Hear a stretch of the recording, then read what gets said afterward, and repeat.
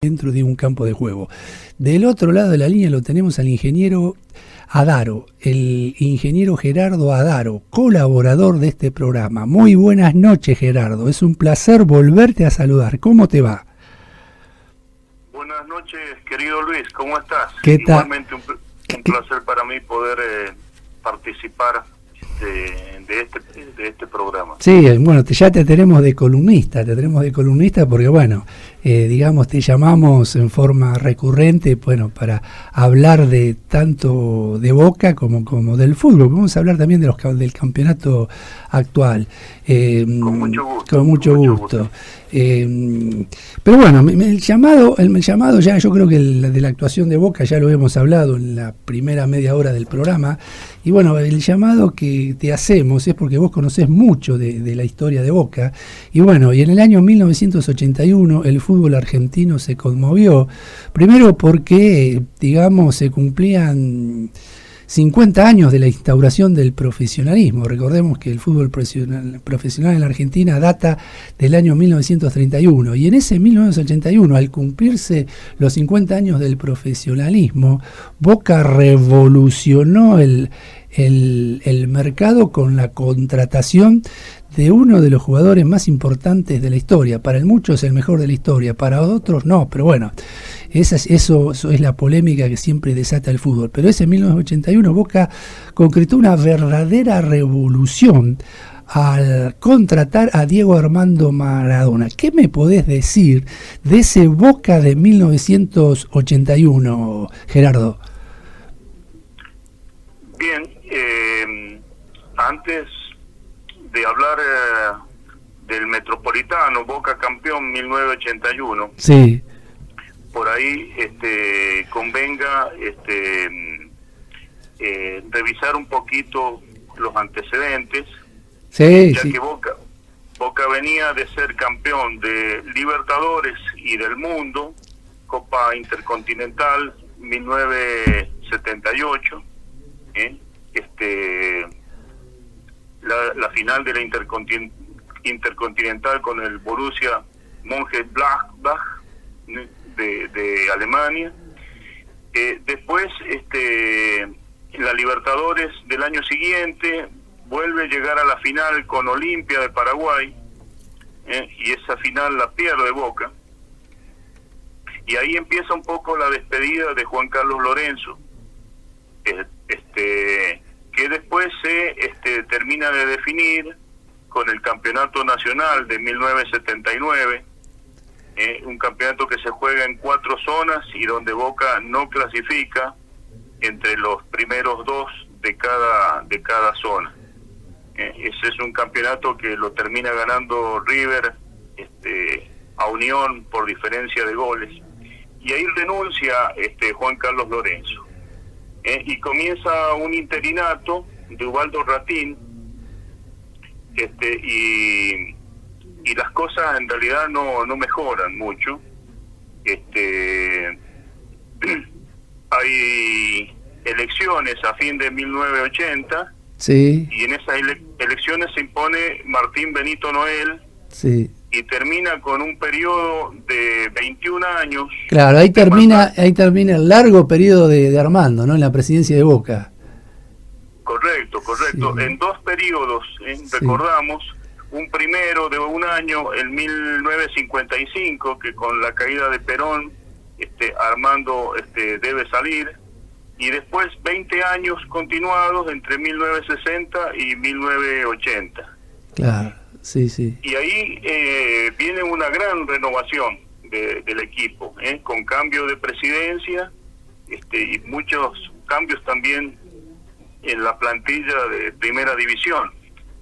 Si bien queda la base, la formaban Gatti, Pernía, Pancho Sá, Mouso, Ruggeri, Tesare, Córdoba, Benítez, Mastrangelo, Perotti, De Bolsi, los hermanos Alves, Outes. Se producen nuevas incorporaciones y refuerzos, entre ellos la Pantera Rodríguez, que volvía a Boca al arco, el símbolo que tenía Huracán, que era Miguel Ángel Brindisi. Sí, Miguelito, sí, sí. Osvaldo Pichi Escudero, que arranca en Chacarita Junior y después crece mucho en Rosario Central. Se incorpora el Puma Carlos Manuel Morete, que se había cansado de hacernos goles cuando estaba en River, después se va a Las Palmas en España y cuando regresa a Boca. Sí. Y 3 volantes, un volante de mucha marca, mucha garra, Pasucci, otro volante también con mucho quite y con mucha proyección, uruguayo, que era del Wanderers, que es Krasowski, y Marcelo Troviani, que también había estado ya en Boca, había pasado por España y ahora regresaba. Claro, un plantel bárbaro, porque vos estás nombrando, tremendo. A Miguel. Sí, sí, sí. Lo que vos bien mencionabas, la incorporación rutilante de Maradona. Diego Armando Maradona. Sí, sí, sí, sí. Que venía de ser goleador en los campeonatos argentinos del 80, del 79. Recordamos que lo pretendía el Real Madrid, lo pretendía Barcelona, lo pretendía River, sí.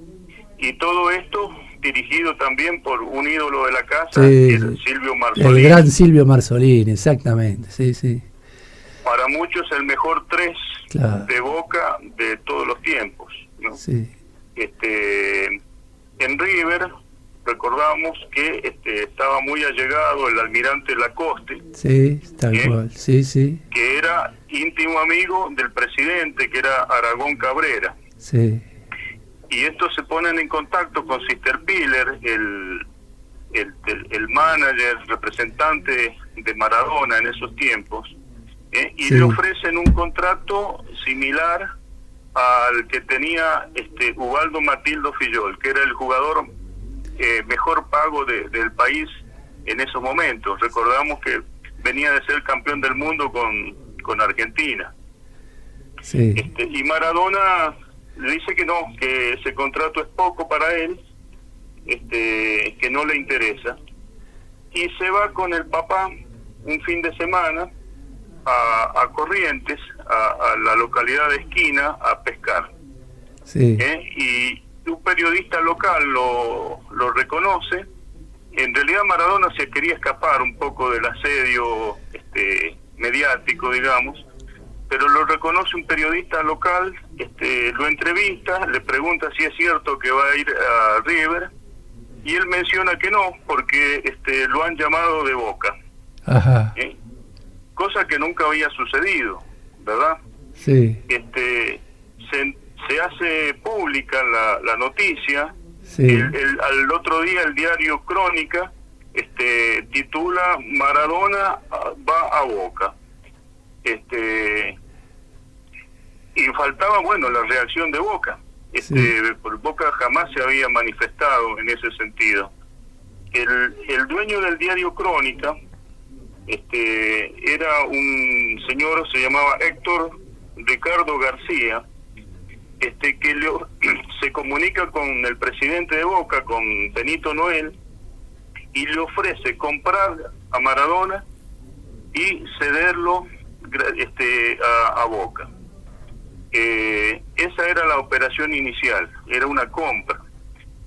Cuando se enteran del otro lado, del diario La Razón, un señor Laíño, fanático, hincha de River y dirigente de River, amenaza con hacer una denuncia ante la FIP de aquella época, se llamaba la DGI. La DGI, sí, sí, la Dirección General Impositiva, sí, sí.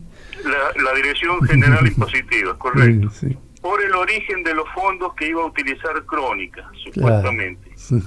Entonces ahí el director de Crónica se hace a un lado, no desea entrar en esa contingencia, y Boca finalmente acepta no una compra, porque no la podía hacer, la situación financiera de Boca era muy delicada, y acepta un préstamo. De todos modos, un préstamo por un año que fue a unos valores exorbitantes. Fueron $4 millones, de los cuales 2,5 millones se pagaban en efectivo, y 1,5 millones más Boca pagaba deudas del club Argentino Juniors, con distintos bancos, con distintas financieras. Incluso interviene el Banco San Miguel en medio de la transacción. A esto se le agrega, Boca le cede el pase de 6 jugadores, de los cuales muchos de ellos habían sido campeones del mundo: Bordón, Sanabria, Salinas, Randazzo, y además le ofrece jugar un amistoso en que Maradona juega un tiempo para cada equipo, y toda la recaudación queda para Argentino Juniors. Es decir, no habían precedentes en Argentina de una transacción de esa naturaleza. Sí, sí. Y uno dice, comparándolo con el fútbol actual, 4 millones de dólares. Y bueno, y hoy un jugador de medio pelo, muchos pagan esa cifra, aunque sea por el préstamo por un año. ¿Cómo han cambiado los valores en relación a los dólares? Hoy, ¿cuánto valdría Diego hoy? Seguramente que el préstamo de Diego por un año, seguramente que 4 millones de dólares no. ¿Cómo ha cambiado el fútbol, no? Ese valor hoy hay que multiplicarlo por 10. Claro, exactamente. Primero para traerlo al dólar, claro. a este Moncuarenta. Y era por el préstamo de un año, aclaremos, porque fue por el préstamo de un año, claro. Exactamente, sí, claro. Comienza el campeonato el 22 de febrero del 81. Boca se enfrenta con Talleres de Córdoba, y gana 4-1 con 2 recordados goles de Brindisi y 2 de Maradona, los 2 de penal. En la siguiente fecha Boca empata con Instituto de Córdoba 2-2 en la Bombonera. Después vienen 5 triunfos consecutivos de Boca, un 2-0 Huracán. Ahí se lesiona Maradona y los próximos partidos no los juega. Boca gana 3-2 a Platense, 2-1 a Sarmiento de Junín, 2-0 a Unión de Santa Fe y 2-1 a San Lorenzo de Almagro. Que a propósito, este año San Lorenzo de Almagro pierde la categoría. Claro.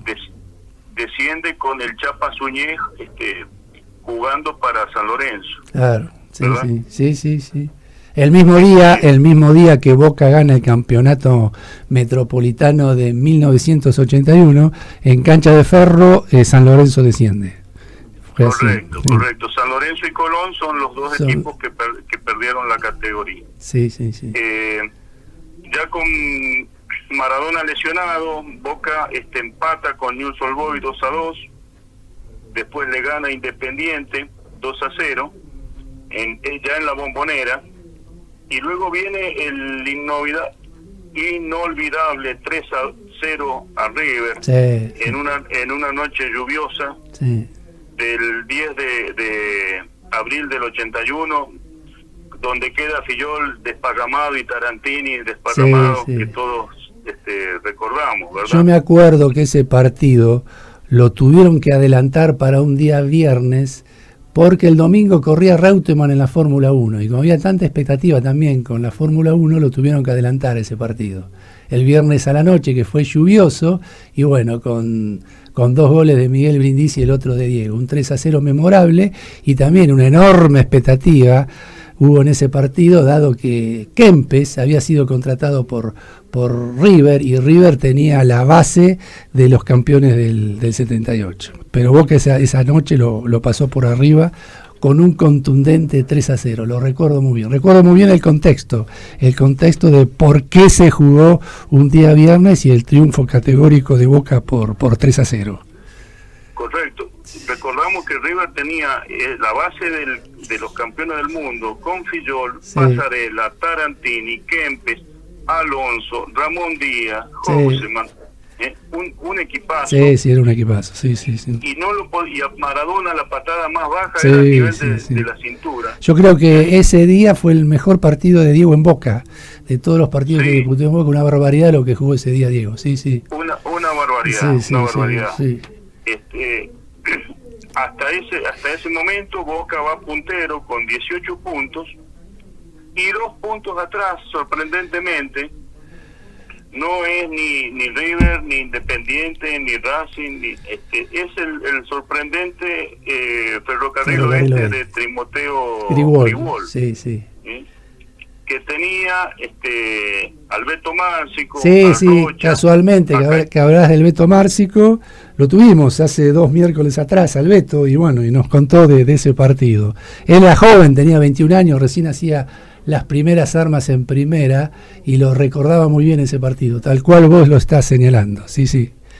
Correcto, Márcico, Rocha, Cañete, que eran, digamos, los muchachos jóvenes que figuras en ese ferro de Gribol. Sí. Después Boca pierde el invicto en Liniers con Vélez 1-0 y Ferrocarril Oeste lo alcanza. Sí. Después Boca se recupera, le gana 2-1 a Argentino Juniors, le gana 2-1 a Estudiantes de La Plata, 3-0 a Colón.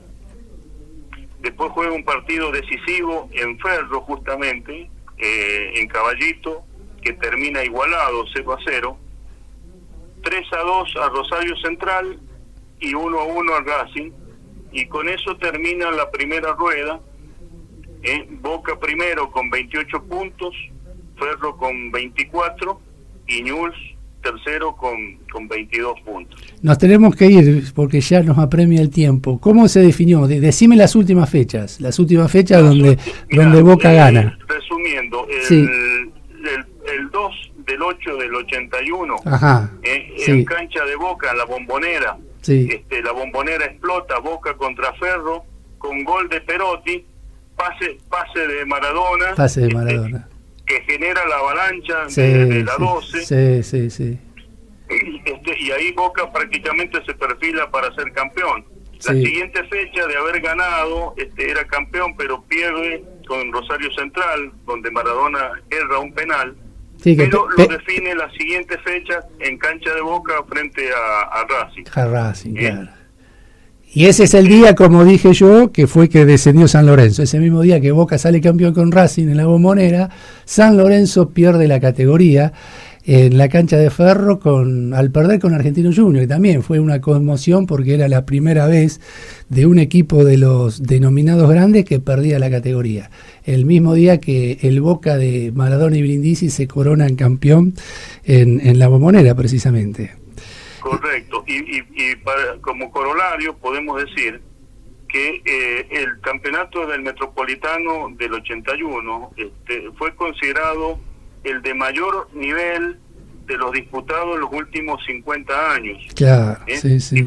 Pensando que Bocchini jugaba en Independiente, Bianchi jugaba en Vélez, Juan Ramón Carrasco, que era el goleador, jugaba en Racing, y bueno, y todas las figuras que tenían Boca y River, ¿verdad? Sin embargo, el equipo que le hizo fuerza hasta último momento fue Ferrocarril Oeste, exactamente. Gerardo, nos tenemos que ir, y bueno, acá nos manda un mensaje, un amigo en común que tenemos nosotros, para darnos una...